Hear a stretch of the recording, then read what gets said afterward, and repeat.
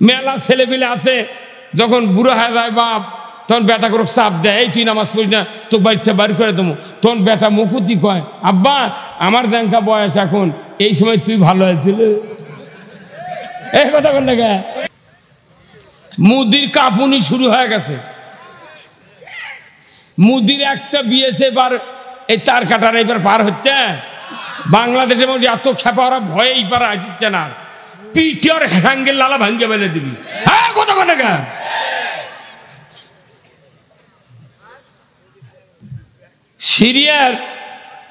সিরিয়ার বাশার আল আসাদ পলে গেছে, বাংলাদেশেও পলে গেছে। শ্রীলঙ্কা ন্যাংটা পরে পেটন খাচ্ছে। কথা কন না। Afghanistan, Ethiopia, Chechnya, Bosnia, Samarkand, Bukhara, পাকিস্তানের ইমরান খান যদি প্রধানমন্ত্রী হয়, বাংলাদেশে যদি ইসলাম বিজয় হয়, মুদিকসে একা লেগে দেওয়া হবে। এত সিনিমিনি কে তোর? তোর দেশ তুই চালাবো, তোর এত মাথা মারা লাগবে কে? নামাজ কায়েম করবে কে? কোরআনকে বলতে হবে। যদি কোন আল্লাহু আকবার। কোরআন বলছে সূরা আল হজ 41 নম্বর আয়াত, আল্লাযীনা ইম্মাক্কান্নাহুম ফিল আরদ আকামুস সালাতা ওয়া আতাউয যাকাতা ওয়া আমারু বিল মারুফ ওয়া নাহু আনিল মুনকার ওয়া লিল্লাহি আকিবাতুল উমুর। জোরে কোন না মারহাবা। আমার আল্লাহ বলেছেন সূরা হজের 41 নম্বর আয়াত, দুনিয়ার মুসলমান যদি তুমি প্রধানমন্ত্রী হও, রাষ্ট্রপতি হও, সরকার হও, প্রেসিডেন্ট হও, ক্ষমতায় যাও, জমিনের কর্তৃত্ব হাতে পাও, আমি রব্বুল আলামিন বলে দিচ্ছি 4টা আইন চালু করবে। 1 নম্বর নামাজ কায়েমের আইন, যাকাত আদায়ের আইন, ন্যায়ের আদেশ, অন্যায়ের নিষেধ। এই 4টি দফা সরকারকে আমি হুকুম দিলাম। ওয়া লিল্লাহি আকিবাতুল উমুর, আমি আদেশ করতেছি বড় ধরনের তোমরা সমাজে নামাজ কায়েম করবে। জোরে কন্যা মারহাবা। আল্লাহ নামাজ কায়েমের দায়িত্ব দিয়েছেন সরকারকে। কার কথা? সরকারের দায়িত্ব নামাজ কায়েম করা। আর আপনি বললেন বাবা পারবি? বাপি 42 বছর নামাজ ধরেনি।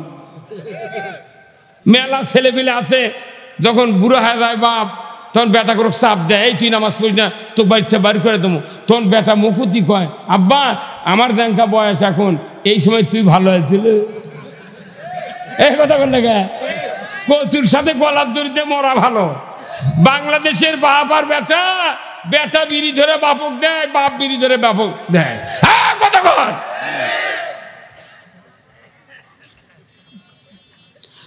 সরকারের দায়িত্ব পালন করা লাগবে। যদি সে মুসলমানের দাবি করে, তুমি নামাজ কায়েম করো। এই যত সরকার বাংলাদেশে আসলো 54 বছরে, একটা সরকার কি নামাজ কায়েম করছে? আমাকে এগুলো বক্তৃতা মিছেই। মসজিদে বক্তৃতা হচ্ছে, তারপরে সবাত হচ্ছে। বাংলাদেশে প্রতি বছর 5 কোটি মাহফিল হয়। এই একটা মাহফিলে যদি একজন লোক ভালো হয়, তাহলে 1 বছরে কয় কোটি? আগামী বছরে, তারপরে বছরে 15, তাহলে 15, 4 বছরের মাথা 20 কোটি মানুষ আছে, 18 কোটি ইমানদার। আরো ভারতের মুদি কলেবি 2 কোটি দিয়ে হাওলাত, ওরা মুসলমান বানে ছেড়ে দিই। হ্যাঁ কথা কন না। মুদির কাঁপুনি শুরু হয়ে গেছে। মুদির একটা বিয়েছে এবার এই তার কাটার এবার পার হচ্ছে। বাংলাদেশের মধ্যে এত খেপা, ওরা ভয়ে এইবার আসছে না, পিটিওর হ্যাঙ্গেল লালা ভাঙ্গে ফেলে দিবি। হ্যাঁ কথা কন না।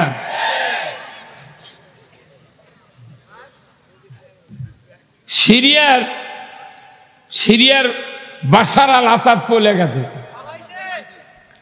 বাংলাদেশেও পলে গেছে। শ্রীলঙ্কা ন্যাংটা পরে পেটন খাচ্ছে। কথা কন না।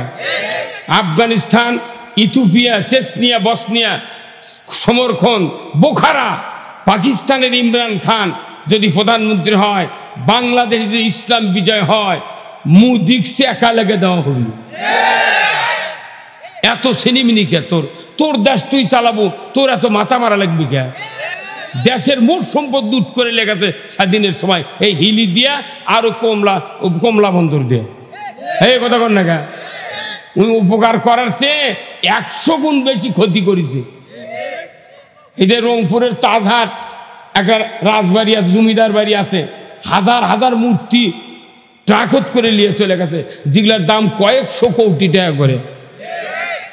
ওরই একটা যদি কাম করে পুকুর খুঁড়িতে যদি পায়, ওরা যদি জমা না দেয় ও কি মামলা দেয় কি ভাই? আর ওরা যে ট্রাকত করে নিয়ে গেছে করছে না, ন্যায় করছে। এই দেশে সব আছে, খালি সুশাসন নাই। ভাইরা আমার, সরকার যদি নামাজ কায়েম করে, আমার দেশে ঈমান এনেছে যারা, দশক থেকে বৃদ্ধ সুস্থ পর্যন্ত একজন লোক বেনামাজি থাকবে না। জোরে কোন মারহাবা। নামাজ কায়েম কখন করা হবে? আল্লাহ তাআলা কোরআনে বলছেন 5টা গ্যারান্টি যখন সরকার দিবে, খাদ্য, বস্ত্র, চিকিৎসা, শিক্ষা, বাসস্থান, এই 5টা গ্যারান্টি সরকারকে দিতে হবে। হিন্দু হোক, বৌদ্ধ হোক, খ্রিস্টান হোক, যদি আদিবাসী হয়, যে কোনো ধর্মের লোক বাংলাদেশে বাস করুক না কেন, ইসলামী সরকার যদি হয় কিংবা প্রধানমন্ত্রী যদি হয়, তাদের কাজ হবে আগে 5টা গ্যারান্টি দিবে, খাদ্য, বস্ত্র, চিকিৎসা, শিক্ষা, বাসস্থান। এই 5টা গ্যারান্টির পর দুনিয়ার কোনো মানুষ যদি চুরি করে, অন্যায় করে, আল্লাহ তাআলা বলেছেন ওয়াসারিকু ওয়াসারিকাতু ফাকতাউ আইদিয়াহুমা। ওই বান্দার যদি হাত খারাপ হয়, সে যদি চুরি করে, সাথে সাথে ওই বান্দা বান্দির হাতটা তোমরা কেটে দাও। যার হাত খারাপ তাই তো চুরি করে, যার হাত খারাপ তাই তো ঘুষ খায়, যার হাত খারাপ, যে প্রার্থী পাতে 3000 ভোট, আর এক প্রার্থী পাতে 20,000 ভোট, উনি এই 20,000-এর জায়গা নিয়েছে 3000 লিখেছে, আর 3000-এর জায়গা 20,000 লিখেছে। কি ভাই কত কোন টাকা এইরকম করেছে কিনা? মুরব্বি বাটাম ফাটাবি হতো না। বাংলাদেশে মসজিদে তারা নামাজ পড়বে যায়, তার ক্ষেত্রে মুসল্লি মসজিদ ঢোকার আগে জুতো ঢুকায়, জুতো কোন এইভাবে ধরে, এইভাবে ধরে ধরে লেজা বাক্স থতে জুতো। কোনো কোনো মুসল্লি চোখ মুদে নামাজ পড়ে, চোখ মুদে সেজদার থেকে উঠে আবার ওই বাক্স দেখে জুতো আছে নাকি। যে দেশে এত পুলিশ, এত আর্মি, এত নেতা, এত মন্ত্রী, এত বাড়ি বাড়ি নেতা, সেই দেশে মসজিদে নামাজও পড়া লাগবে, জুতাও পাহারা দেওয়া লাগবে। আল্লাহ বলছেন তোমরা আইন কায়েম করো, চুরি বন্ধ হয়ে যাবে। আল্লাহু আকবার। এই বাংলাদেশে চুরি বন্ধ হোক, আপনারা কি চান? সেটা কি বক্তৃতাতে বন্ধ হবে? কি দেয়া? হ্যাঁ তোর কারণে ভাই কি হবে? কি দেয়া? আইন দিয়ে। এখন কি দেয়া? আইন দিয়ে। আইন যদি থাকতো, এদেশে স্যান্ডেল মসজিদে কেউ সারা গেলে 10 বছরই স্যান্ডেল পরে থাকতো, ঘাস হয় স্যান্ডেল মুজে গেল হনি, তাও চুরি করার মানুষ নেই। এই কথাটা আমার না, কোরআনের। সূরা মায়দার 44 নম্বর আয়াতের অংশে আল্লাহ বলছেন ওয়াসারিকু ওয়াসারিকাতু ফাকতাউ আইদিয়াহুমা। চোর আর চুন্নি ধরা পড়বে, সাথে সাথে 5টা গ্যারান্টি যদি সমাজে থাকে, তার হাত কেটে দাও। আর এই 5টা গ্যারান্টি যদি দেওয়া হয়, একজন মানুষও চুরি করবে না। খাবার পাচ্ছে, ওর চুরি করার দরকার আছে। পোশাক পাচ্ছে, ওর চুরি করার দরকার আছে। চিকিৎসা পাচ্ছে, দরকার আছে। বাসস্থান পাচ্ছে, চুরি করার দরকার আছে, দরকার আছে। এই যে সরকার, গত সরকার 100 বছর পূর্তি উপলক্ষে কত গুচ্ছ গ্রামত বাড়ি করে দিল। আমার গ্রামতি 11টা বাড়ি করে দিছে। আমি একদিন সকালবেলা গেলাম, যে বাড়ি যখন করিতে দেশ ভালো হবি, কিছু গরিব মানুষ থাকলে কাম কাজ করবি, তারা জীবন চালাবে। কি ভাই? ও বাবা, যা দেখি ঘরের ভিত খুঁড়ছে 9 ইঞ্চি। কয় ইঞ্চি? সরকার কি টাকা কম দিছিল? তুই 9 ইঞ্চি ফুরবি, তোর বাড়ি করবেন তুই 9 ইঞ্চি ফুরবো? এক মাজা খুঁড়ে প্রথম দিবি 20 ইঞ্চি, তারপরে 15 ইঞ্চি, 10 ইঞ্চি, তারপরে 5 ইঞ্চি করে গাইতে তুলবি। প্রথম লামিতে খালি 10 ইঞ্চি খালি পাইরা দিয়েছে, 9 ইঞ্চি মাটির লেওয়াল। মিস্ত্রি গাইতে দুয়ার দিয়ে ভাড়াবের লাগে, ওরই ঘাড়ির উপর দেওয়াল পরে গেছে। তাহলে এটা কি সরকারের দোষ? এটা ওই যে নেতা ওইটা কন্ট্রাক্টর লিখছে ওরই দোষ। তাহলে এই দেশে যদি হাত সবার ভালো হতো এ দেশে কোনো দুর্নীতি অন্যায় হতো না। আমরা সবাই মিলে কোন দল দেখবো না, আওয়ামী লীগ দেখবো না, বিএনপি দেখবো না, জামাত দেখবো না, তবলিগ দেখবো না, যা আছে আমরা সব ইমানদার, আমরা সব কি